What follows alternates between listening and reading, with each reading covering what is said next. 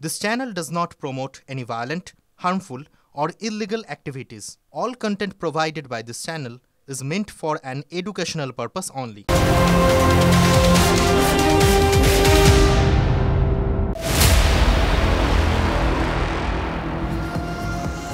নমস্কার, দেখছেন TV9 বাংলা। শুরু করছি ফুল অ্যান্ড ফাইনাল। আপনাদের সঙ্গে আমি তন্নিষ্ঠা রয়েছি, আমার সঙ্গে রয়েছে লিমা। শুরুতেই কোন দিকে নজর রাখতেই হবে এই মুহূর্তে? অধীর চৌধুরীর বক্তব্য, বিস্ফোরক বক্তব্য। এই মুহূর্তে শুরুতেই সেই খবর, তৃণমূলকে ভোট দিলে SIR এর নাম থাকবে, তৃণমূলকে ভোট না দিলে নাম বাদ যাবে। SIR এর নামে তৃণমূল রোজগার করছে, এমনই বিস্ফোরক অভিযোগ করছেন কংগ্রেস নেতা অধীর চৌধুরী। SIR বন্ধ করার জন্য যখন মুখ্যমন্ত্রী চিঠি দিয়েছেন, সেই চিঠিকে কার্যত সমর্থন জানিয়েছে রাজ্যের বামেরা। আর ঠিক সেই সময় দাঁড়িয়ে বিস্ফোরক প্রাক্তন প্রদেশ কংগ্রেস সভাপতি অধীর চৌধুরী এ নিয়ে নির্বাচন কমিশনের দ্বারস্থ হবেন বলেও জানিয়েছেন অধীর রঞ্জন চৌধুরী। দায়িত্ব নিয়ে সব বিএলএ সব জায়গায় আমাদের তো নেই, তাদেরকে তো আসতে দেওয়া হয় না। আসতে গেলে পুলিশদের ধমকি দেওয়া হচ্ছে, আর যারা আসছে সাহায্য নিতে তাদেরকে বলে দেওয়া হচ্ছে SIR এর নাম ঢোকাবো, ভোট দিবি তো। তাদের কাছে ঘুষ নেওয়া হচ্ছে, কোথাও 100 কোথাও 500 SIR এর নাম ঢোকানোর জন্য। কে করছে? তৃণমূল। নতুন ব্যবসা পেতে দিয়েছে SIR এর নামে। SIR এর নামে বাংলায় নতুন ব্যবসা পেতে দিয়েছে তৃণমূলের লোকেরা। বুথে বুথে SIR করার প্রক্রিয়ায় নোট খাওয়া চলছে, নোট। আর ভোটার তোদেরকে করবো আমরা যদি তোরা ভোট দিস, সেই প্রতিশ্রুতি দিতে হচ্ছে তাদেরকে, সে ভোটারদেরকে। অর্থাৎ দিদির দল SIR এর নামে ভোট করতে নেমে গেছে। তাই দিদি যা বলছে এগুলো খালি মুখের ঢপবাজি। তৃণমূলের রাজ্য সহ সভাপতি জয়প্রকাশ মজুমদার এই মুহূর্তে রয়েছেন টেলিফোন লাইনে। জয়প্রকাশ বাবু, অধীর রঞ্জন চৌধুরী বলছেন যে তৃণমূল কংগ্রেস SIR এর নামে ব্যবসা করছে, কি বলবেন? একটা মরে যাওয়া পার্টির মরে যাওয়া নেতা, অপ্রাসঙ্গিক, শূন্যতে পৌঁছে যাওয়া, তিনি কি বললেন তাতে কি কোনো গুরুত্ব দেওয়া উচিত? এলোমেলো কথা বলে হাওয়ায় ভেসে থাকতে চাইছেন। আপনারা কিছুক্ষণ দেখাবেন ওনার কথা। প্রশ্নটা হচ্ছে, আজকে ওনার কথা আর বিজেপির কথা দেখুন, একই মুদ্রার দুটো দিক। বিজেপির দালালি করছেন, বিজেপির টাকায় এখন অধীরবাবু চলছেন, সুতরাং বিজেপির হয়ে গলা ফাটাতে হচ্ছে এবং তাকে বলতে হচ্ছে তৃণমূল সম্বন্ধে। আজকে সাধারণ মানুষের পাশে সারা বাংলায় কেউ যদি দাঁড়িয়ে থাকে, সেটা তৃণমূল কংগ্রেসের কর্মী। আমাদের 14-15 লক্ষ কর্মী আজকে মাঠে ময়দানে নেমে সাধারণ মানুষকে সাহায্য করছে SIR এর আক্রমণ থেকে বাঁচতে, যাতে তাদের ভোটাধিকার, গণতান্ত্রিক অধিকার বজায় থাকে। উল্টা কোথায়? সাধারণ মানুষের গণতান্ত্রিক অধিকার, সেটা রক্ষার চেষ্টা তৃণমূল কংগ্রেস করছে। আর তাতে গায়ে ছ্যাঁকা লাগছে অধীরবাবু, কারণ বিজেপির হয়ে কথা বলতে হচ্ছে তাকে, বিজেপির জয়গান করতে হচ্ছে, বিজেপির নির্দেশে এইসব কথা বলছেন অধীরবাবু। তার রাজনৈতিক জীবন শেষ হয়ে গেছে, এখন আর এইসব কথা বলে বেঁচে থাকার বা ভেসে থাকার কোন রকম সুযোগ নেই। এটা অধীরবাবু যেন কান খুলে শুনে। ধন্যবাদ জয়প্রকাশ বাবু আপনাকে। আমরা আরো একবার শুনবো অধীর রঞ্জন চৌধুরী ঠিক কি বলেছেন। দায়িত্ব নিয়ে সব বিএলএ সব জায়গায় আমাদের তো নেই, তাদেরকে তো আসতে দেওয়া হয় না। আসতে গেলে পুলিশদের ধমকি দেওয়া হচ্ছে, আর যারা আসছে সাহায্য নিতে তাদেরকে বলে দেওয়া হচ্ছে SIR এর নাম ঢোকাবো, ভোট দিবি তো। তাদের কাছে ঘুষ নেওয়া হচ্ছে, কোথাও 100 কোথাও 500 SIR এর নাম ঢোকানোর জন্য। কে করছে? তৃণমূল। নতুন ব্যবসা পেতে দিয়েছে SIR এর নামে। SIR এর নামে বাংলায় নতুন ব্যবসা পেতে দিয়েছে তৃণমূলের লোকেরা। বুথে বুথে SIR করার প্রক্রিয়ায় নোট খাওয়া চলছে, নোট। আর ভোটার তোদেরকে করবো আমরা যদি তোরা ভোট দিস, সেই প্রতিশ্রুতি দিতে হচ্ছে তাদেরকে, সে ভোটারদেরকে। অর্থাৎ দিদির দল SIR এর নামে ভোট করতে নেমে গেছে। তাই দিদি যা বলছে এগুলো খালি মুখের ঢপবাজি। এই মুহূর্তে টেলিফোন লাইনে বিজেপি নেতা দেবজিৎ সরকার রয়েছেন। দেবজিৎ বাবু, অধীর রঞ্জন চৌধুরী বলছেন তৃণমূল কংগ্রেস SIR এর নামে ব্যবসা করছে, আপনি কিভাবে দেখছেন তার এই বক্তব্যকে? না, অভিযোগের মধ্যে তো সত্যতা আছেই, কিন্তু কথা হচ্ছে অধীর রঞ্জন বাবু তার পার্টি লাইন অনুযায়ী পুরো সত্যিটা বলতে পারছেন না। একটু 79-89 মতন একটু 69 বলছেন। আসল সত্যিটা হচ্ছে পয়সা নিয়ে বাংলাদেশি অনুপ্রবেশকারী মুসলমানদের নাম ঢোকানো হচ্ছে। এটাই রোজগারের মাধ্যম এখন তৃণমূলের। এসআইআর এর নাম ঢোকানোর চেষ্টা হচ্ছে, পারবে না। কেননা যে সিস্টেম কেন্দ্রীয় নির্বাচন কমিশন চালু করেছেন, বিএলওদের কাছে যে অ্যাপ আছে সেই অ্যাপ নিয়ে পারবে না। কিন্তু আমাদের কাছে আরো গুরুতর অভিযোগ আছে, বিএলওরা যে অ্যাপ ইউজ করছেন সেই অ্যাপের যে মানে হিডেন নাম্বার যাই দিয়ে ওই অ্যাপ চালু করতে হবে, এটা নয় কি বিএলওর বাইরেও অনেকের হাতে হাতে ঘোরানোর চেষ্টা করছে তৃণমূল কংগ্রেস, এবং সেখান থেকে নাম এন্ট্রি করানোর চেষ্টা করছে। বাংলাদেশি মুসলমান অনুপ্রবেশকারীদের এই নাম এন্ট্রি করানোর চেষ্টা ভোটার লিস্টে, এটা প্রতিহত করতে হবে। অধীরবাবু ঘুরিয়ে বলছেন বটে, পুরোটা বলছেন না। আমরা জানি, কংগ্রেসও জানে, তৃণমূল কংগ্রেসও জানে যে এই চেষ্টা, অপচেষ্টাটা চলছে, আমরা বন্ধ করব। ধন্যবাদ আপনাকে।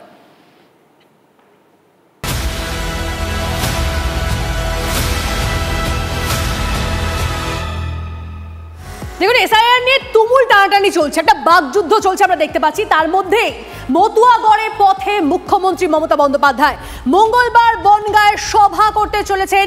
মমতা বন্দ্যোপাধ্যায় অত্যন্ত গুরুত্বপূর্ণ কথা বলবো, আমাদের প্রতিনিধি সৌরভ গুহ আমাদের সঙ্গে রয়েছে। সৌরভ, যখন আমরা দেখতে পাচ্ছি তুমুল গোষ্ঠীদ্বন্দ্ব চলছে, তার মধ্যেই মতুয়াগড়ে মুখ্যমন্ত্রী মমতা বন্দ্যোপাধ্যায় নেপথ্যের কারণ কি সেটা জানবো তোমার থেকে, এবং তার পাশাপাশি ঠিক কি কর্মসূচি তার? একেবারে তন্নিশা, দুটো দিক। এক হচ্ছে এসআইআর আবহে একদিকে কমিশনকে চিঠি লিখছেন মুখ্যমন্ত্রী মমতা বন্দ্যোপাধ্যায় এসআইআর প্রক্রিয়া বন্ধ করার জন্য, অন্যদিকে তার দল তৃণমূল কংগ্রেস এসআইআর এর অংশগ্রহণ করেছেন তারা, এবং সে ব্যাপারে কিন্তু রুটিন পর্যালোচনার বৈঠক ডেকেছেন অভিষেক বন্দ্যোপাধ্যায়, এবং যে যেরকম কাজ করবার তারা সেইখানে সাংগঠনিকভাবেও কাজ করছেন। এই আবহে অনেকটা সমস্যার মধ্যে পড়েছেন এ রাজ্যের মতুয়ারা, এবং মতুয়াদের প্রাণ কেন্দ্র ঠাকুরনগর।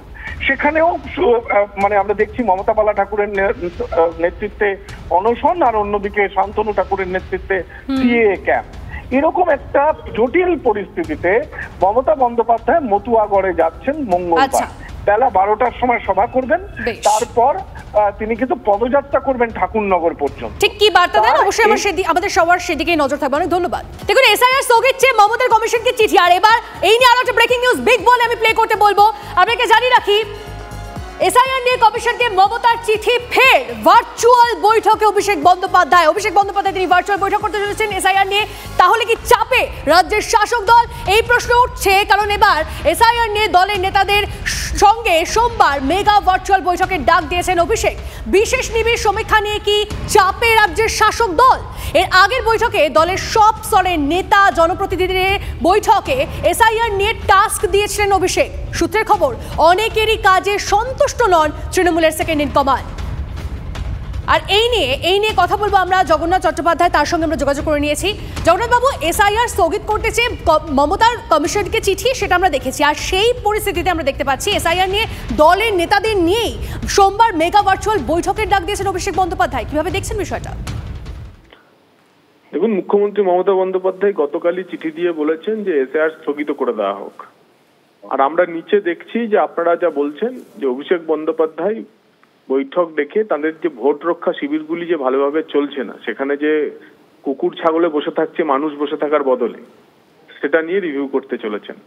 তো যদি পিসিমনির কথা তিনি মেনে চলেন, এটাই যদি সরকারি নীতি হয়, তাহলে কালকে অভিষেক বন্দ্যোপাধ্যায় ঘোষণা করে দিন যে তাদের ভোট রক্ষা শিবির আর চলবে না, সব তুলে নেওয়া হচ্ছে। আপনাদের মাধ্যমে জেনেছিলাম 6000 নাকি এমন শিবির করে তারা ভোটারদের সহযোগিতা করছেন, ফর্ম ফিল আপ করতে সাহায্য করছেন। দিদির দূত নামক একটা অ্যাপের মাধ্যমে যে কোনো ভোটারের তারা এনুমারেশন ফর্মের ছবি তুলে নিচ্ছেন, ফলে ভোটারদের যে রাইট টু প্রাইভেসি তাতেও লঙ্ঘন করছেন তৃণমূলের এই বাহিনী। তো তার ফলে তৃণমূল একদিকে মমতা বন্দ্যোপাধ্যায় এসআইআর এর বিরোধিতা করছেন, আর অন্যদিকে নিচের তলায় বিএলওদের চমকানি ধমকানি দিয়ে এসআইআর কে নিয়ন্ত্রণ করার চেষ্টা করছেন অভিষেক বন্দ্যোপাধ্যায়। তৃণমূলের এই দ্বৈত নীতির আসল কোনটা তা বাংলার মানুষ জানে, কারণ বাংলার মানুষ তৃণমূল কংগ্রেসের এক্সপায়ারি ডেট লিখে দিয়েছে। বেশ, অনেক ধন্যবাদ আপনার প্রতিক্রিয়ার জন্য। আর একটু আগে তনিষ্ঠা যে চিঠির কথা বলছিল, অর্থাৎ মুখ্যমন্ত্রী যে চিঠি দিয়েছেন এসআইআর নিয়ে জাতীয় নির্বাচন কমিশনকে, চিঠি মমতা বন্দ্যোপাধ্যায়, তাতে কি বলা হয়েছে? অবিলম্বে এসআইআর স্থগিত করে বিএলওদের প্রশিক্ষণের দাবি, পরিকল্পনাহীনভাবে কর্তব্যরত আধিকারিক ও মানুষের ওপর চাপ সৃষ্টি করা হচ্ছে বলে অভিযোগ করেছেন তিনি। এসআইআর প্রক্রিয়া অরাজক, বিপজ্জনক। কমিশনকে লেখা চিঠিতে উল্লেখ মুখ্যমন্ত্রীর।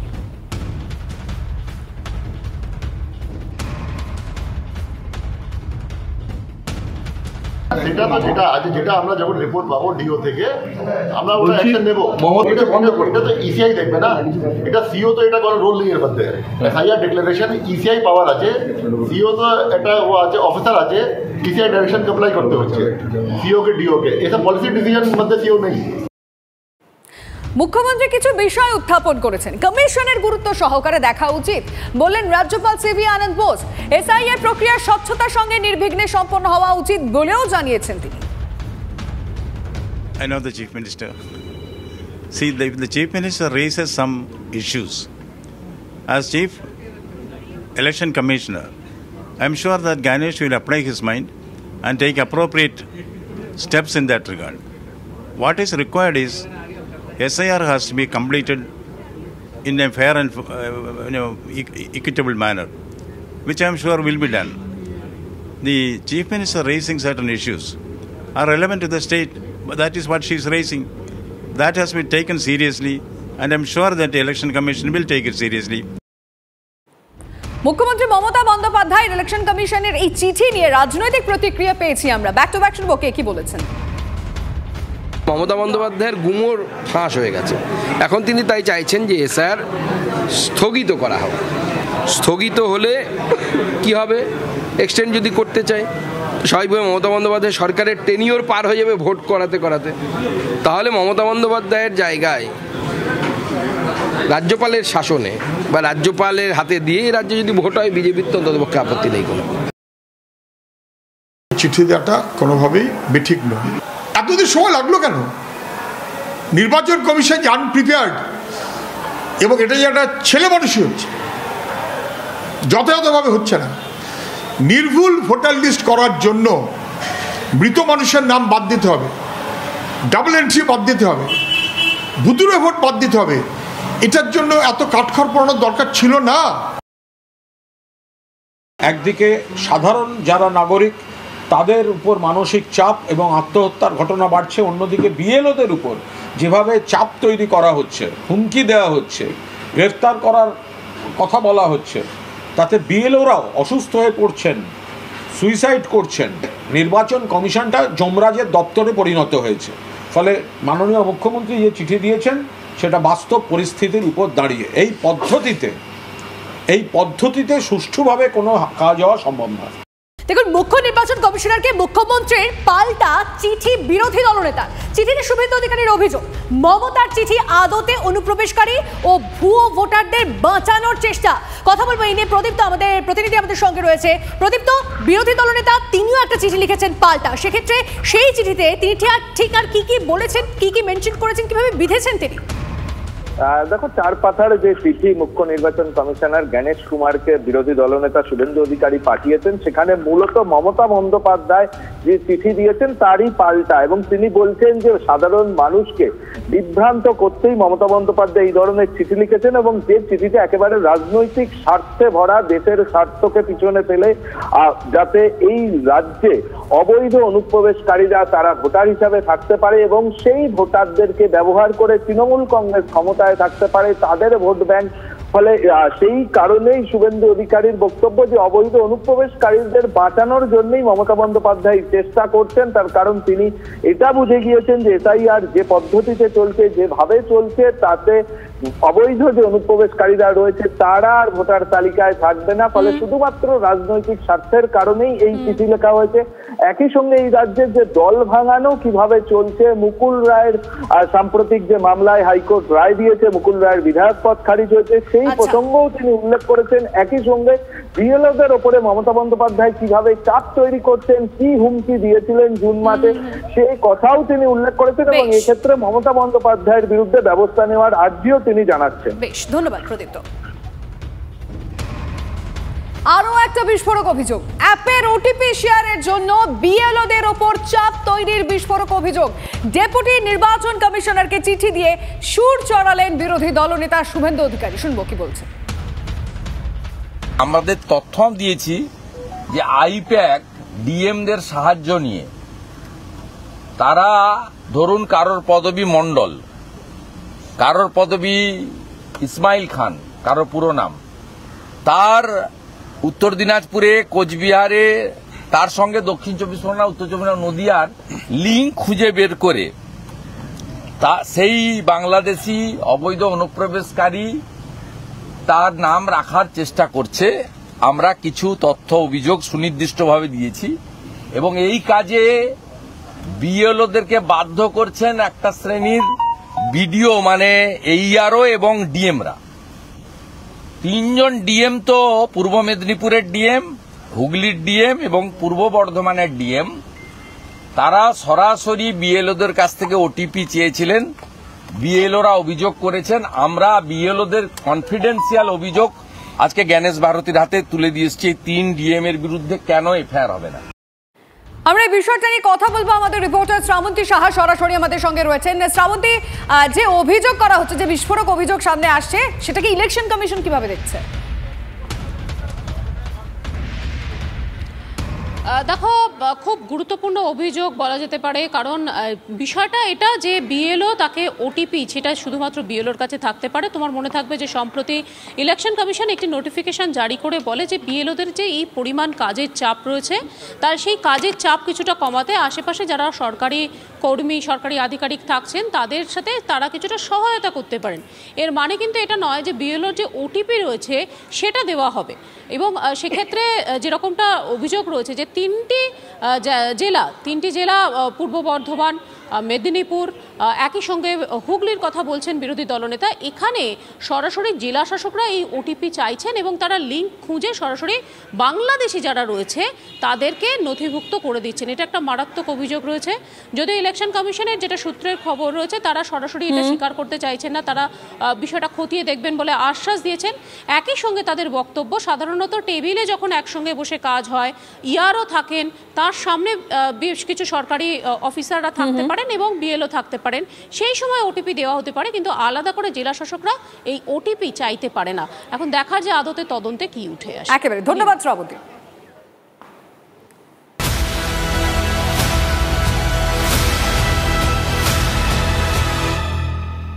টিভি9 বাংলা আপনাদেরকে দেখিয়েছে বিএলওদের অভিযোগ সামনে এসেছে যে তারা অসুস্থ হয়ে পড়ছেন, তারা মানসিক চাপের মধ্যে দিয়ে এই কাজ করতে বাধ্য হচ্ছেন। তার মধ্যে আরো একটা খবর আসছে, কোন্নগরের পর এবার বিএলও অসুস্থ হয়েছেন বেহালাতেও। বেহালার বেসরকারি হাসপাতালে ভর্তি বিএলও দেবশ্রী চক্রবর্তী। অত্যাধিক কাজের চাপে অসুস্থ, দাবি বিএলওর মায়ের। প্রচুর প্রেশার। তারপরে অ্যাপ যেটা দিয়েছে সেইটা অ্যাপটা কাজই করে না। একবারে রাত্রিবেলা, মানে ওকে মাঝরাত্রি পর্যন্ত কাজ করতে হয়, রাত্রের দিকে অ্যাপটা একটু পাওয়া যায়। তারপরে মানে যারা আসছে তারাও এত মানে বারবার করে নানা রকম ভাবে বিরক্ত করছে, সেটারও একটা প্রেশার থাকে। আবার ভবানী ভবন থেকে বলছে যে 4 তারিখের মধ্যে জমা দেওয়ার কথা ছিল, আর ভবানী ভবন থেকে ওর যে সিনিয়র যারা তারা বলছে যে 26 তারিখের মধ্যে জমা দেবে। তখন তো ওরা আরো মাথায় হাত পড়ে গেল, তার জন্য অসুস্থ হয়ে পড়েছে। তো সেটার জন্য একটু সময় পেলে ভালো হতো। এদিকে এসআইআর এর কাজের চাপে অসুস্থ বিএলওকে স্থানান্তর করা হয়েছে কোন্নগর থেকে মেডিকেল কলেজ হাসপাতালে রেফার। পরিবারের দাবি, এসআইআর এর কাজের চাপে সেরিব্রাল অ্যাটাক হয় তপতি বিশ্বাসের। ইতিমধ্যেই বিএলওকে কাজ থেকে অব্যাহতি দিয়েছে প্রশাসন। ডিও সাহেব আমাদের আশ্বাস দিয়েছেন যে কোনো রকম যদি ফার্দার ট্রিটমেন্টের জন্য যদি কোনো কিছু প্রবলেম হয় তো ওনাদের যে সুপারভাইজার আছে তার থ্রু দিয়ে এসডিও সাহেবকে জানাতে। ওনার সাথে পার্সোনালি কথা বললাম, উনি আমাদের আশ্বাস দিয়েছেন যে অবভিয়াসলি উনি সেই জায়গাটা দেখে নেবেন। যদি ফার্দার কোনো নিউরো বা অন্য সেগমেন্টে দেখানোর ব্যাপার থাকে বাকিটা ওনারা দেখে নেবেন, এই আশ্বাসটা দিয়েছেন। আর ওনাকে কাজ থেকে বিরতি দিয়েছেন আপাতত, মানে বিএলওর কাছ থেকে। ওনার যতদিন না শরীর ঠিক হচ্ছে এখন রেস্ট নেওয়ার জন্য। এবার একটু মহেশতলা দিকেও নজর রাখা যাক, কারণ সেখানেও আক্রান্ত বিএলও। মহেশতলা পুরসভা 31 নম্বর ওয়ার্ডে বিলি করা এনুমারেশন ফর্ম নিতে গিয়ে মার খেলেন বিএলও সন্তু চক্রবর্তী। অভিযুক্ত সায়ন্তন সিনহাকে গ্রেপ্তার করেছে পুলিশ। ধৃতের 5 দিনের পুলিশি হেফাজতের নির্দেশ দিয়েছে আলিপুর আদালত। পরিচয় নিয়ে প্রশ্ন তুলে অভিযুক্ত যুবক বিএলওর জোর করে ছবি তুলতে চায়। বুথ লেভেল অফিসার বাধা দিলে বাদানুবাদ হয়। অভিযোগ এরপরই বিএলওর উপর চড়াও হয় অভিযুক্ত। কলার ধরে বিএলওকে বেধড়ক মারধর করা হয়, বুকে ও পাঁজরে আঘাত লাগে। মহেশতলা থানায় লিখিত অভিযোগ দায়ের করেন বিএলও। ঘটনায় ফের প্রশ্নের মুখে নির্বাচনী আধিকারিকদের নিরাপত্তা। অবশ্যই তার জন্য এই কার্ড ওনাদের দেখানো হয় পরে, তা সত্ত্বেও আমাদেরকে মানতে চাইনি। আমি যখন এই আই কার্ডটা দেখিয়ে বলি আমি বুথ লেভেল অফিসার, কেন আপনাকে ফর্ম দেব, দাঁড়ান আপনার ছবি তুলবো, আমাকে আঙুল দেখিয়ে বলা হয়। তখন আমি চলে আসতে যাই, আবার ফর্মগুলো ওনার ফর্ম ওনাকে দিয়ে আমি ওনার কালেক্ট করা যেটা ছিল সেটা নিয়ে এমন সময় দৌড়ে গিয়ে আমার পেছন থেকে আমার কলার ধরা হয়, ধরে উল্টো পাল্টা আলতু ফালতু কথা বলা হয় এবং একটা ধস্তাধস্তি সিচুয়েশন। ওখানে পড়ে থাকা ইট নিয়ে প্রায় আমাদের মারতে আসে। সহযোগিতায় আমরা নিজেদেরকে বাঁচিয়ে ওখান থেকে চলে আসি। বিএলওর যে তালিকা ওয়েবসাইটে দেওয়া আছে সেখান থেকে বিএলও কে সরাসরি কথা বলছে, তাহলে আমি যখন যাচাই করে নিতে পারবো তখন তো আর ওই কার্ডটা দেখার পরে তার গায়ে হাত দেওয়াটা ঠিক নয়, কাজে হস্তক্ষেপ করা ঠিক নয়। আমি ছেলেটিকে কোনোদিন কোনো পার্টি করতে দেখিনি, কিন্তু তার পরিবারের সদস্য বাবা তিনি, আমরা ছোটবেলা থেকে, আমি যদি ছোটবেলা থেকে পার্টি করি, তার বাবাকে আমি ছোটবেলা থেকেই দেখেছি সিপিএম পার্টির ঝান্ডা কাঁধে নিয়ে সামনের সারিতে থাকা লোক এখনো পর্যন্ত সিপিএম পার্টিটাই করেন। তাহলে কাজটাকে ব্যাঘাত ঘটাবার জন্য কি এটা করা হলো, এটাই আমার এখন সন্দেহ হচ্ছে। অ্যারেস্ট হয়েছে, পুলিশের কাস্টডিতে আছে।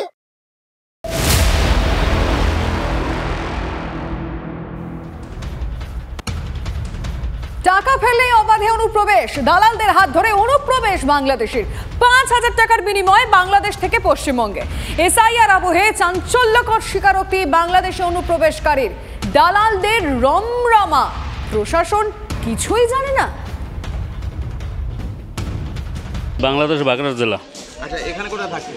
এটা কলকাতায় থাকতাম। আর চলে যাচ্ছেন কেন? চলে যাচ্ছে, এসআইআর চালু হয়েছে। কিসের ভয় এত? আমরা বাংলাদেশি, কোনো ডকুমেন্টস নেই আমার এই জায়গার। আমার বাংলা এখানে এসেছিলেন কিভাবে? পালাইয়ে আইছি। দালাল ধরে? না, কিভাবে এসেছিলেন? ও লোক আইতে আছে, লোকের পিস ধরে চলে আইছি। কত টাকা খরচ হয়েছিল আসতে? কত 5,000 টাকা খরচ হয়েছে আমার।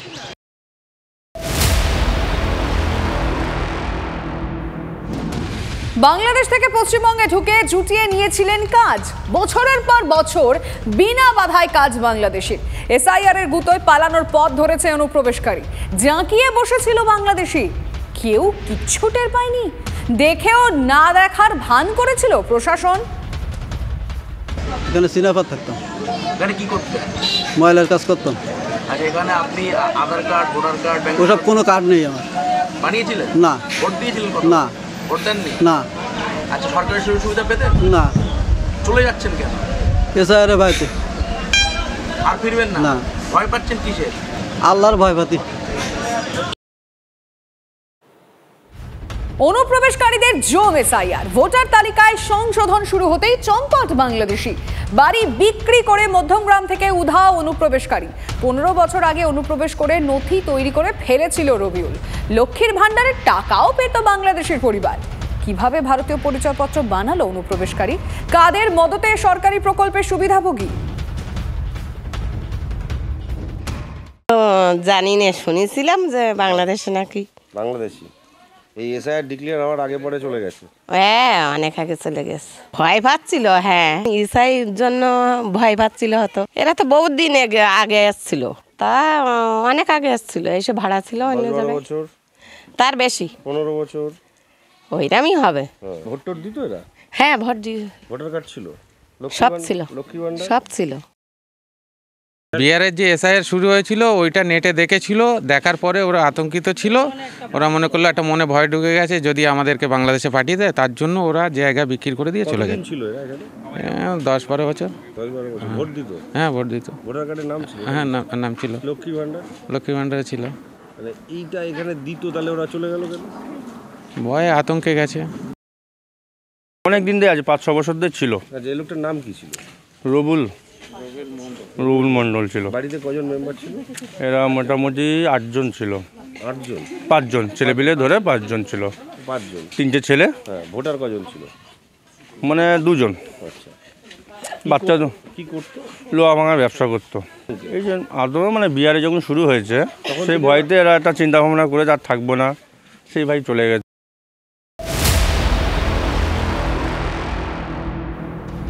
সীমান্তের ছবিগুলো আপনাদেরকে একের পর এক দেখালাম। যখন বাংলাদেশিরা ভারত ছাড়ছে, ভারত ছাড়ার হিড়িক তাদের মধ্যে, ঠিক সেই সময় দাঁড়িয়ে অমিত শাহর হুঙ্কার, অনুপ্রবেশকারীদের বেছে বেছে দেশ ছাড়া করব। দেশের সুরক্ষার জন্য অনুপ্রবেশকারীরা বিপজ্জনক। কয়েকটি দল অনুপ্রবেশকারীদের বাঁচানোর চেষ্টা করছে। কয়েকটি রাজনৈতিক দল এসআইআর এর বিরোধী। নাম না করে তৃণমূল সহ এসআইআর বিরোধীদের তোপ স্বরাষ্ট্রমন্ত্রীর। দেশের গণতান্ত্রিক ব্যবস্থাকে কলুষিত করছে অনুপ্রবেশকারীরা। গুজরাটে একটি অনুষ্ঠানের মঞ্চ থেকে এসআইআর নিয়ে তৃণমূল সহ বিরোধীদের নিশানা সার। और घुसपैठ को रोकना न केवल देश की सुरक्षा के लिए जरूरी है, देश की लोकतांत्रिक व्यवस्था को प्रदूषित होने से बचाने के लिए भी घुसपैठ को रोकना जरूरी है। मगर दुर्भाग्य की बात है, कुछ राजनीतिक दल एक घुसपैठिया हटाओ का जो अभियान है इसको निर्बल करने में लगे हैं। और वो राजनीतिक दल चुनाव आयोग द्वारा जो एसआईआर की प्रक्रिया चल रही है, मतदाता सूची का शुद्धिकरण जो चल रहा है, इसका खिलाफत कर रहे हैं।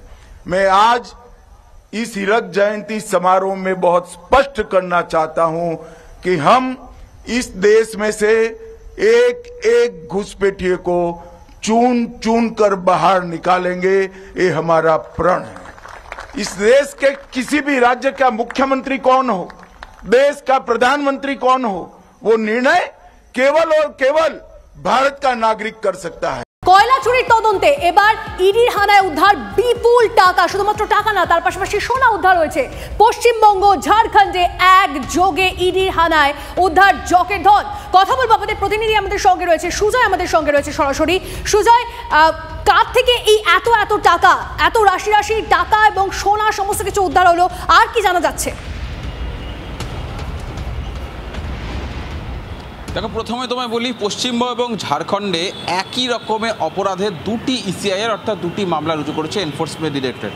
এই অভিযোগটি হলো মূলত বৈধ এবং অবৈধ কয়লা যে খনি রয়েছে বা খাদান রয়েছে, সেখানে কয়লা তোলার ক্ষেত্রে অর্থাৎ কয়লা চুরি, কয়লা পাচারের অভিযোগ, কয়লা চুরি করে পাচারের অভিযোগ। কিভাবে চুরি? সেটা হলো যে এই প্রত্যেকটা খাদান থেকে কয়লা তুলতে গেলে যে পাস ইস্যু করা হয়, সেই পাস জাল করে একই পাস একাধিকবার ব্যবহার করে কয়লা চুরি করে বাইরে বিক্রি করে দেওয়া, যেটা বালি চুরির ক্ষেত্রেও আমরা একই দেখেছিলাম। সেই তদন্তেই এবার এডি পরপর দুই রাজ্যে একই সাথে তল্লাশিতে নামলো এবং প্রায় 45 জায়গায় তল্লাশি চলছে, তেমনটা ইডি সূত্র মারফত খবর। এবং দু রাজ্য থেকেই প্রায় কয়েক কোটি টাকা ইতিমধ্যেই উদ্ধার হয়ে গিয়েছে এবং আরও উদ্ধার কার্য চলছে, তেমনটা ইডি সূত্রে খবর। এবং দীর্ঘদিন ধরে দেখা যাচ্ছে যে এই কয়লা চুরি করে, এর আগে যখন 2020-তে কয়লা পাচারের তদন্তে নেমেছিল ইডি এবং সিবিআই, তার পরবর্তীতে এই কয়লা মাফিয়ারা চুরির পদ্ধতি পরিবর্তন করে। তারা আগে কয়লা পাচারের থেকে টাকা অর্জন করছিল, এবার কয়লা চুরি এবং পাচার দুই ক্ষেত্রেই সেই টাকা, যে কালো টাকা হচ্ছে, সেই কালো টাকা কোথায় গেল সেটাই ইডি নজরে রয়েছে। এবং মূলত প্রভাবশালী যোগ খুঁজছে এনফোর্সমেন্ট ডিরেক্টরেট। সল্টলেকে যে ব্যবসায়ীর বাড়িতে তল্লাশি চালানো হয়েছে, সেই ব্যবসায়ীর দেখা যাচ্ছে 15টি সংস্থা রয়েছে। সেই 15টি সংস্থায় বর্তমানে সে ডিরেক্টর, যার কোনোটির অফিসের ঠিকানা রয়েছে দুর্গাপুর, কোনোটা আসানসোল, কোনোটা রানীগঞ্জ, কোনোটা আবার কলকাতাতেও ঠিকানা রয়েছে। এই সংস্থাগুলির কাজ কি, এই সংস্থাগুলির মাধ্যমে কি কি কাজ হয়, এই সংস্থাগুলির ব্যালেন্স শিট যেটা আয় ব্যয়ের হিসেব, সেটাই তারা খতিয়ে দেখছিল। এবং সেইখানে তল্লাশি করতে গিয়ে ইতিমধ্যে 2 ব্যাগ ভর্তি টাকা উদ্ধার হয়েছে। তার পাশাপাশি প্রচুর সোনার গয়নাও বাজেয়াপ্ত করা সক্ষম হয়েছে। একসঙ্গে ঝাড়খণ্ডেও এরকম প্রচুর টাকা পাওয়া গেছে বলে জানা যাচ্ছে। ফলে কোন কোন রাজ্যে কয়লা মাফিয়ারা রয়েছে, সেই কয়লা মাফিয়ারা কিভাবে কালো টাকা তৈরি করছে এবং সেই মাফিয়াদের মাথায় কাদের হাত রয়েছে, যাদের মারফতে বিপুল টাকা, তারা কি প্রভাবশালী, সেই বিষয়টাও প্রশ্ন, একাধিক প্রশ্ন সামনে আসছে। অবশ্যই তোমাদের সঙ্গে থাকো সুজয়। আর যেরকমটা আপনারা ছবি দেখতে পাচ্ছেন, শুধুমাত্র শহর কলকাতা তো নয়, ঝাড়খণ্ড নয়, সীমানা এলাকা নয়, তার পাশাপাশি আসানসোল, সেদিকেও নজর রাখতেই হচ্ছে। কারণ আসানসোলেও এক কয়লা কারবারির বাড়িতে ইডি হানা। ধানবাদ ও পার্শ্ববর্তী এলাকায় মোট 12 জায়গায়, 1 2 নয়, সংখ্যাটা 12টি জায়গায় অভিযান। বিসিসিএল এর ঠিকাদার ও কয়লা ব্যবসায়ী এলবি সিং এর ব্যবসায়িক প্রতিষ্ঠানেও ইডির হানা। সব মিলিয়ে তথ্য কি কি সামনে আসছে? চন্দ্রশেখর আমাদের প্রতিনিধি আমাদের সঙ্গে রয়েছে সরাসরি। চন্দ্রশেখরের থেকে জানবো, চন্দ্রশেখর, এই যে এত টাকা, এত সমস্ত কিছুর উৎস কি? এদের মাথায় কি কোনো প্রভাবশালীদের হাত রয়েছে? ঠিক কি জানা যাচ্ছে এখনো অবধি? দেখো তোমাকে বলি যে ইডি যে ভোর রাত থেকে অভিযান শুরু করেছে বাংলা ঝাড়খণ্ড সীমানা, ঝাড়খণ্ডের চিরকুন্ডা এলাকা, তার পাশাপাশি ধানবাদ, এবং যত বেলা বাড়ছে তার পর দেখতে পাচ্ছি আমরা পশ্চিম বর্ধমান জেলায় বিশেষ করে পাণ্ডবেশ্বর, দুর্গাপুর, রানীগঞ্জ বিভিন্ন ব্যবসায়ীর বাড়িতে ইতিমধ্যে কিন্তু অভিযান শুরু হয়ে গেছে। অর্থাৎ বেলা যত বাড়ছে অভিযানের সংখ্যা তত বাড়ছে। সেই সংখ্যা যদি আমরা মোট গুনি তাহলে 40 থেকে 42টি অভিযান হবে। আমরা দেখো যে জায়গায় দাঁড়িয়ে আছি বাংলা ঝাড়খণ্ড সীমানার, এইটা একটা ছোট্ট গ্যারেজ ঘর মতো বাড়ি, ছোট্ট গ্যারেজ ঘর, মানে কোনো বড় ব্যবসায়ীর ঘর নয়, কোনো ব্যবসায়িক প্রতিষ্ঠান নয়। এটা হচ্ছে প্যাড চালাবার অর্থাৎ সিন্ডিকেট চালাবার একটা ছোট্ট অফিস। 10 ফুট বাই 10 ফুটের বেশি এই অফিসটি হবে না। অর্থাৎ ইডির নজর কীরকমভাবে রয়েছে, এই ছোট জায়গার থেকে ঝাড়খণ্ড থেকে যে সমস্ত কয়লাগুলি আসতো এবং এই রাজ্য দিয়ে পাচার হতো ডুবুরি চেকপোস্ট দিয়ে, তার প্যাড বা অবৈধ অনুমতিকে বৈধতা তৈরি করে এখান থেকে পাঠানো হতো। সেই সমস্ত নথি কাগজপত্র তা কিন্তু তল্লাশি করছে, খতিয়ে দেখা হচ্ছে। এবং আমরা যেভাবে দেখতে পাচ্ছি গতি প্রকৃতি এখনও পর্যন্ত এই ছোট্ট অফিস থেকে এখনও পর্যন্ত কয়েক লাখ টাকা উদ্ধার হয়েছে, নথি উদ্ধার হয়েছে, ল্যাপটপ উদ্ধার হয়েছে। আমরা এখনই দেখলাম মোমবাতি নিয়ে আসা হয়েছে, অর্থাৎ কাগজপত্র অর্থাৎ শেষের দিকে হয়তো সিল হবে একটু পরেই। অর্থাৎ অভিযান কিন্তু চলছে, শুধু এখানে নয়, ইতিমধ্যে আমরা খবর পাচ্ছি পশ্চিম বর্ধমানে বারাবণীতে আরেক ব্যবসায়ীর বাড়িতেও ইতিমধ্যেই ইডির একটা টিম ইতিমধ্যে হানা দিয়েছে। রানীগঞ্জে সুন্দর ভালোটিয়ার বাড়িতে হানা দিয়েছে।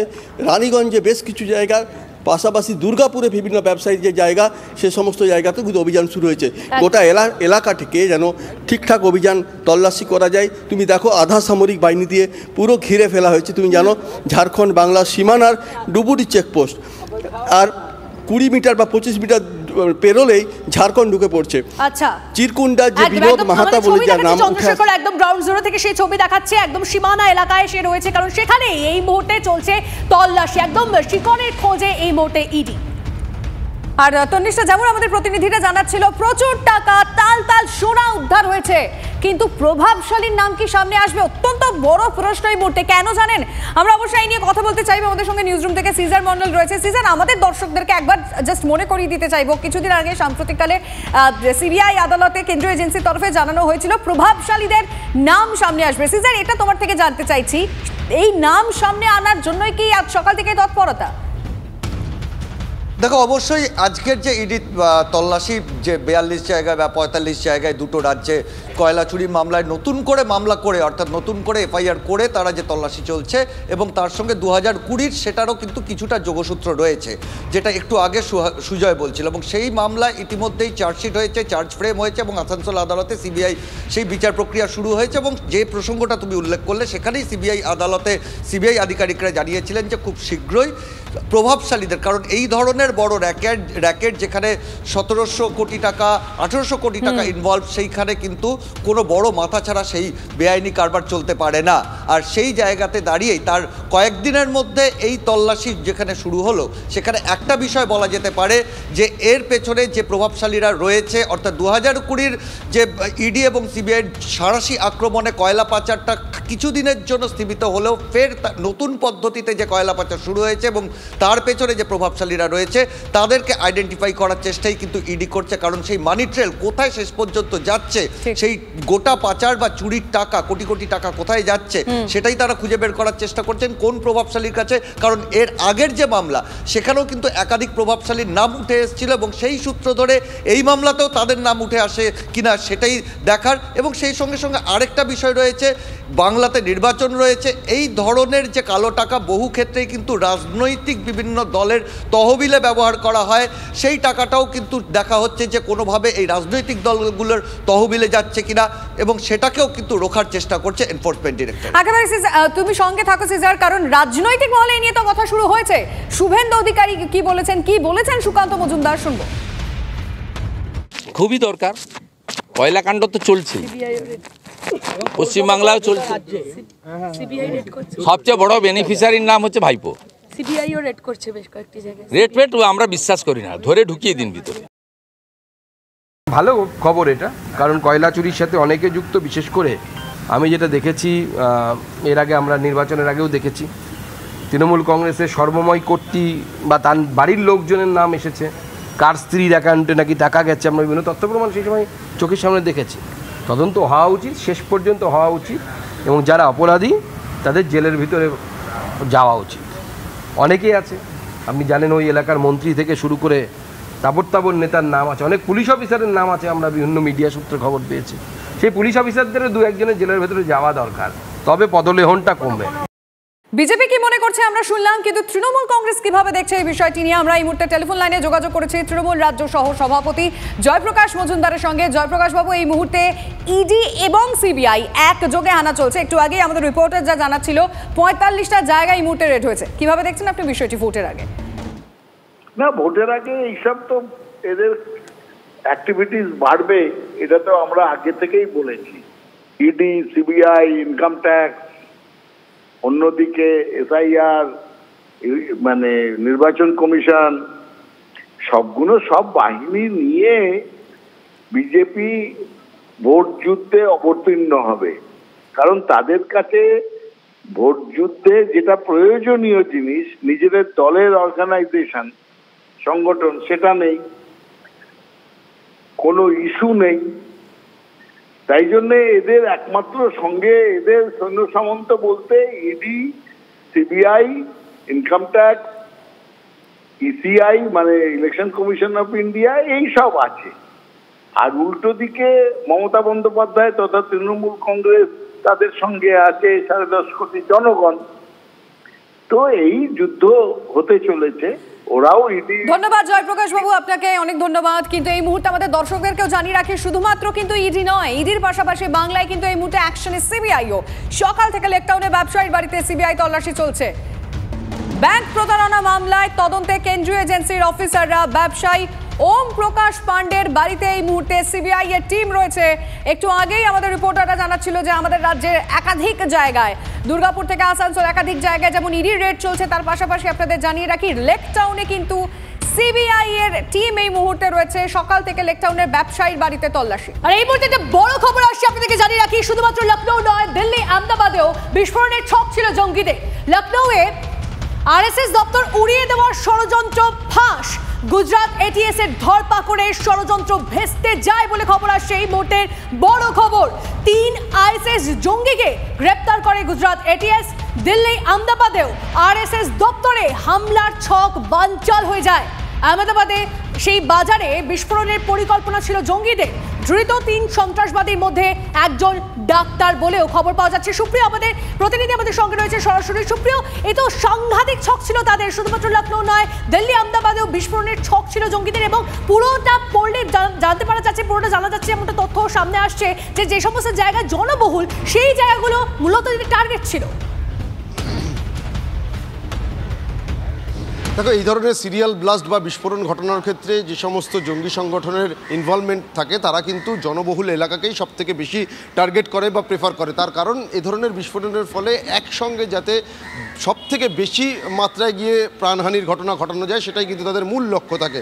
এবং সেক্ষেত্রে যেটা আমরা এখনও পর্যন্ত জানতে পারছি যে গুজরাট এটিএস, কারণ বিভিন্ন স্টেটের যারা পুলিশ রয়েছে বা তদন্তকারী সংস্থা, কেন্দ্রীয় গোয়েন্দা সংস্থা, তারা কিন্তু এই দিল্লি বিস্ফোরণের পর থেকে রীতিমতো কোমর বেঁধে নেমে পড়েছেন এই গোটা যে নেটওয়ার্ক বা এই যে চিকিৎসক মডিউল যাদের ইনভলভমেন্ট পাওয়া গেছে তাদের সঙ্গে আর কাদের কাদের যোগ রয়েছে তাদের তথ্য অনুসন্ধানে। আর সেই তথ্য অনুসন্ধান করতে গিয়েই কিন্তু গুজরাট এটিএসের হাতে ইতিমধ্যেই 3 আইসিস জঙ্গি সন্দেহভাজন হিসেবে তাদেরকে ইতিমধ্যে আটক করে তার পরবর্তীতে গ্রেপ্তার করা হয়েছে। এবং তাদের মধ্যে আমরা যেটা জানতে পারছি যে একজন চিকিৎসকও কিন্তু রয়েছে।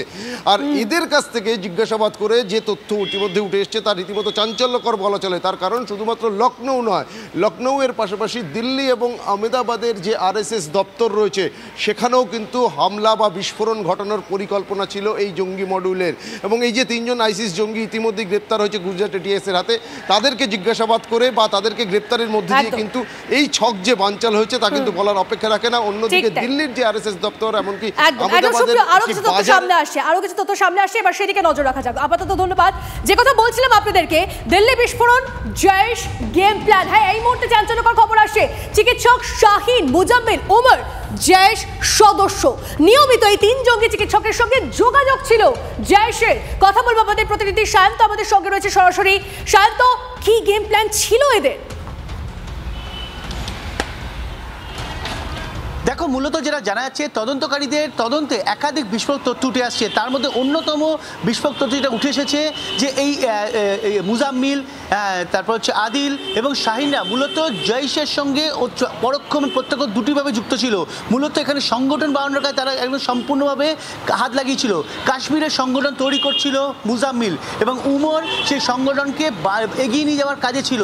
একই সঙ্গে মৌলভী ইরফান সে কিন্তু স্লিপার সেলের মধ্যমণি হিসাবে কাজ করছিল এবং সেই স্লিপার সেল হিসাবে সে নিজের নেটওয়ার্ক তৈরি করছিল উত্তর ভারতের বিভিন্ন অংশ জুড়ে। অর্থাৎ তুমি গোটা বিষয়টা দেখতে পাচ্ছ যে একটা নেটওয়ার্ক কার্য তারা তৈরি করে ফেলেছিল আর এই নেটওয়ার্কের মাধ্যমেই তারা কিন্তু বিভিন্ন জায়গায় বিস্ফোরণের ছক কষেছিল এবং শুধু একটি জায়গায় নয়, প্রায় 6 থেকে 7টি জায়গায় গুরুত্বপূর্ণ জায়গায় এই বিস্ফোরণের ছক কষেছিল, যেটা আমরা বিগত কয়েকদিন আগে প্রতিবেদনে দেখিয়েছি। অর্থাৎ তাদের নেটওয়ার্ক তৈরি আর এই ইরফান মৌলভী ইরফানকে যখন তাকে গ্রেপ্তার করা হয় তখনই কিন্তু এই বিস্ফোরক তথ্য উঠে এসেছে। একই সঙ্গে উমরের এবং মুজাম্মিলের মোবাইল থেকে কিন্তু একাধিক জায়গার ছবি উঠে এসেছে, তথ্য উঠে এসেছে, যেই তথ্যগুলো প্রমাণ করছে যে তাদের বিস্ফোরণ করার পরিকল্পনা কোন কোন অংশে ছিল, কোথায় কোথায় ছিল। সব নেটওয়ার্কটাই কিন্তু এক জায়গায় জুড়ে ফেলার কাজ করছে। তবে ইতিমধ্যে আল-ফালাহ ইউনিভার্সিটির মূলত ভবিষ্যৎ কি হবে সেটা যেমন প্রশ্নের মুখে রয়েছে, তেমনি আল-ফালাহ ইউনিভার্সিটির ভেতরে প্রশ্ন এখন অবধি অনেক রয়েছে যে আদৌ সমস্ত তথ্য কি সামনে এসেছে, গোয়েন্দা যারা রয়েছে গোয়েন্দা বিভাগের কাছে কি সমস্তটা এসেছে, এই সমস্ত কিছুই প্রশ্ন থাকছে। অবশ্যই আমাদের নজর থাকবে। অনেক ধন্যবাদ সায়ন্ত।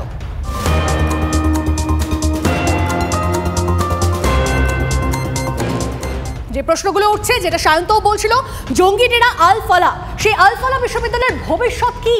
দিল্লি হামলায় নাম জড়ানো আল-ফালাহ নিয়ে সিদ্ধান্ত নেবে হরিয়ানা সরকার। নিরীহ শিক্ষার্থীদের ভবিষ্যৎ সুরক্ষিত থাকবে, আশ্বাস এনএমসি। নতুন নির্দেশিকা জারি করবে এনএমসি।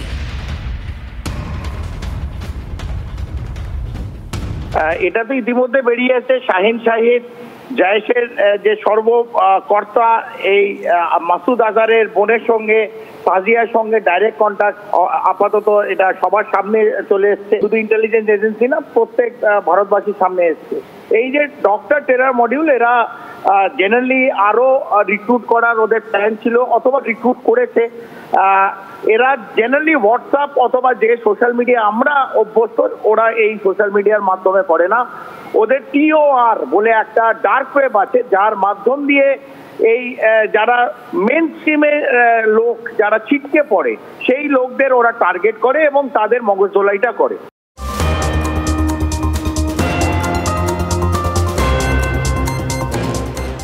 এই মুহূর্তে আরও একটা গুরুত্বপূর্ণ খবর। 2017 এবং 2022-এর টেটের প্রশ্ন ভুল মামলায় রিপোর্ট জমা দিয়েছে আদালতে নিযুক্ত বিশেষজ্ঞ কমিটি। 2017 সালে 23টি, 2022 সালে টেটে 24টি প্রশ্ন ভুল ছিল। আমি কথা বলতে চাইবো আমাদের রিপোর্টার শ্রাবন্তী সাহার সঙ্গে। শ্রাবন্তী, এই ভুল প্রশ্নের জন্য কি বাড়তি নম্বর যেটা পাওয়া যাবে, আদালতের কি পর্যবেক্ষণ? দেখো, প্রাথমিকভাবে বিচারপতি বিশ্বজিৎ বসু মনে করতেন যে যেহেতু এটা ভুল প্রশ্ন ছিল তাই প্রত্যেকে যারা আদালতে আসেননি তারাও নাম্বার পাবেন, আর যারা এসেছেন তারা তো নাম্বার পাবেন। কিন্তু কোন পদ্ধতিতে কাকে কত নাম্বার দেওয়া হবে সে বিষয়ে আগামী সোমবার আদালতে জানাতে হবে প্রাথমিক শিক্ষা পর্ষদকে এবং তারপরে চূড়ান্ত সিদ্ধান্ত নেবে কলকাতা হাইকোর্ট। এটা শুধু এই প্রথমবার নয়, এর আগেও একাধিকবার এসএসসির বিভিন্ন পরীক্ষায় প্রশ্নভুল মামলায় সাধারণত দেখা গেছে অ্যাটেম্প করলেই নাম্বার দেওয়ার একটা সাধারণ রুল রয়েছে এবং এর আগেও শিক্ষা পর্ষদের পক্ষ থেকে এই ধরনের নাম্বার দেওয়া হয়েছে। তাই কোন পদ্ধতিতে তাদের দেওয়া হবে এবার সেটাই জানাতে হবে এবং তারপর কলকাতা হাইকোর্ট চূড়ান্ত সিদ্ধান্ত নেবে এই ব্যাপারে। ধন্যবাদ শ্রাবন্তী।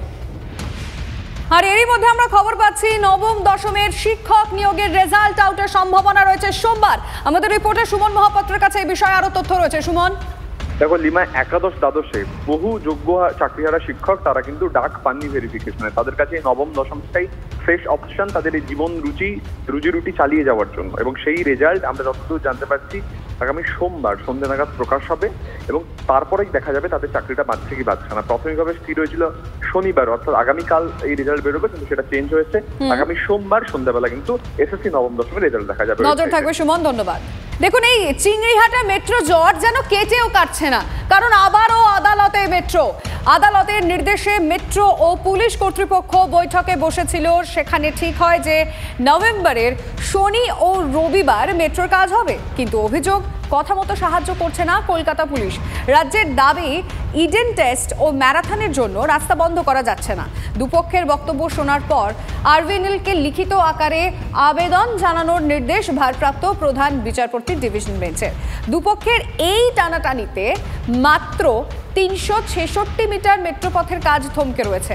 আর এই 366 মিটার জুড়ে গেলেই সেক্টর 5 থেকে কবি সুভাষ পর্যন্ত ছুটতে পারবে মেট্রো। কিন্তু কবে মিটবে সেই সমস্যা, কবে কাজ শেষ হবে, এটাই এই মুহূর্তে বড় প্রশ্ন।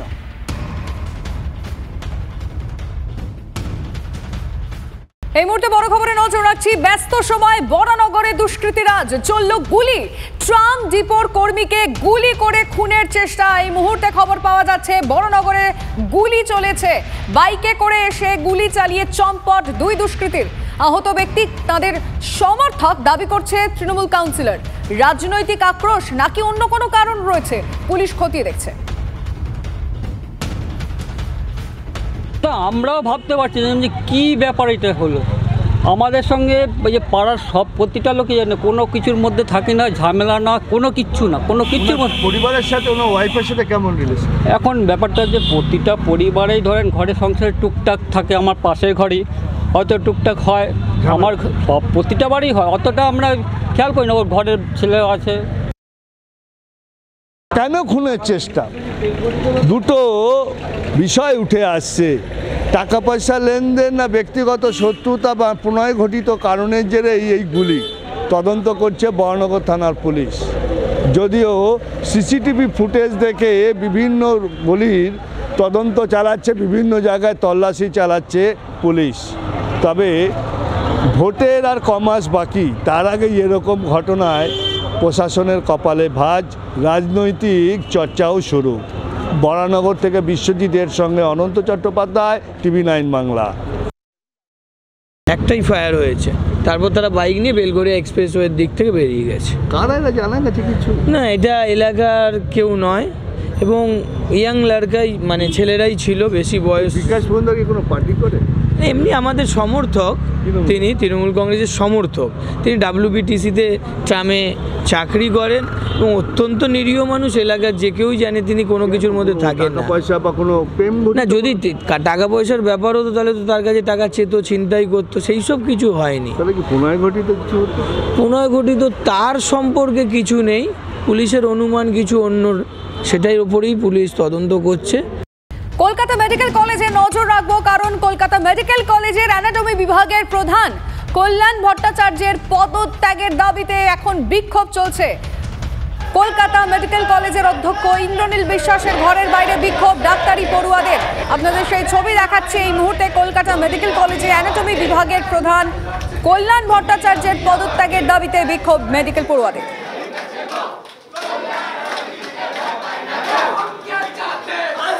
কথা বলবো আমাদের রিপোর্টারের সঙ্গে, সুপ্রিয় গুহ এই মুহূর্তে আমাদের সাথে রয়েছেন। সুপ্রিয়, তাদের ঠিক কি দাবি? দেখো, অ্যানাটমি বিভাগের HOD তার পদত্যাগের দাবিতে সরব হয়েছেন পড়ুয়াদের একাংশ। আর সেই দাবিকে সামনে রেখে এই মুহূর্তে আমরা যেটা দেখতে পাচ্ছি যে কলকাতা মেডিকেল কলেজের একেবারে প্রিন্সিপালের ঘরের বাইরে পড়ুয়াদের একাংশ তারা বিক্ষোভ দেখাচ্ছেন। বেলা 12টা থেকে এই বিক্ষোভ শুরু হয়ে গেছে। ইতিমধ্যেই প্রায় 3 ঘন্টারও বেশি সময় অতিক্রান্ত। পড়ুয়ারা কিন্তু লাগাতার শুনতেই পাচ্ছ তাদের বেশ কিছু দাবি দাবা, সেই দাবি দাবাকে সামনে রেখে কিন্তু তারা স্লোগান দিচ্ছেন।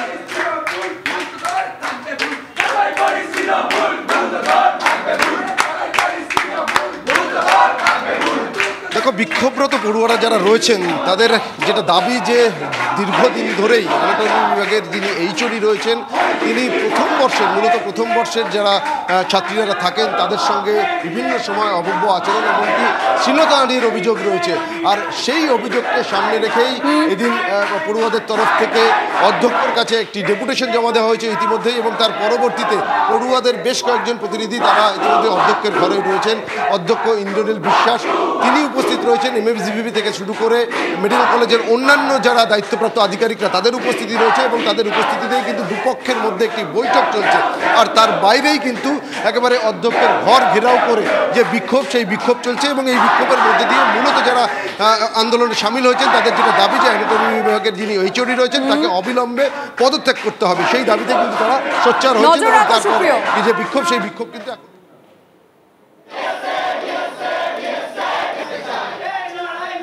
এবার খানাকুলের দিকে নজর রাখতে হচ্ছে, সেখানে বেহাল ব্রিজ। আগুন নেভাতে এসেও আগুনের উৎসস্থলে পৌঁছতেই পারল না দমকল। ভেবে দেখুন পরিস্থিতি কি। বৃহস্পতিবার রাতে খানাকুলের মুচিঘাট এলাকায় আগুন লাগে। আগুনের জেরে একাধিক সিলিন্ডার বিস্ফোরণ হয়, কিন্তু আগুন নেভাতে দমকলের গাড়িকে পার করতে হবে একটি স্থানীয় ব্রিজ। তার বেহাল দশা। তাই আগুন নেভাতে এসেও দমকলের গাড়ি দাঁড়িয়ে থাকলো থমকে ব্রিজের ওপারে। ঘটনায় রাজ্য সরকারের দিকেই আঙুল এলাকার বিজেপি বিধায়ক সুশান্ত ঘোষের।